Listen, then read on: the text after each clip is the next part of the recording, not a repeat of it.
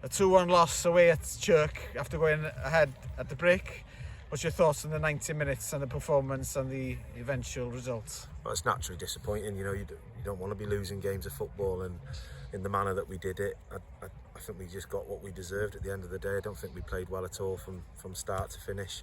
Yes, we got that 1-goal lead and we never settled for whatever reasons. The pitch was difficult, but it's the same for both sides. I thought it was a really good physical game of football. But we never really allowed ourselves to get on the ball and control play, and especially at 1-0 when we should have had a bit more game management in us and a bit more experience in the squad. Just bitterly disappointing. A number of long balls as well, looking for the killer touch in front of goal, but it wasn't going to happen today, Craig, was it? It was one of those days where nothing was going in. No, I think we played the ball forward far too often today in terms of the needless clearances.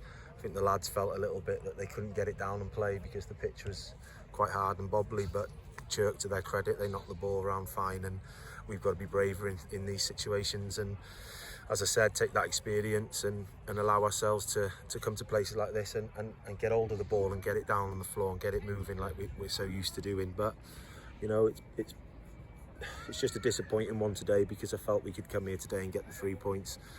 We come short, quite a few lads missing, and that's no excuse. It's fact, and hopefully those lads will be back now for Prestatyn, and we need to freshen things up and we need to get a home result there against them on Tuesday the 6th now.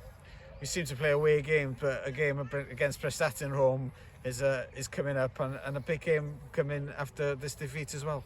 Yeah, it's obviously 4 games out of the 5 have been away, and that's never easy this time of year.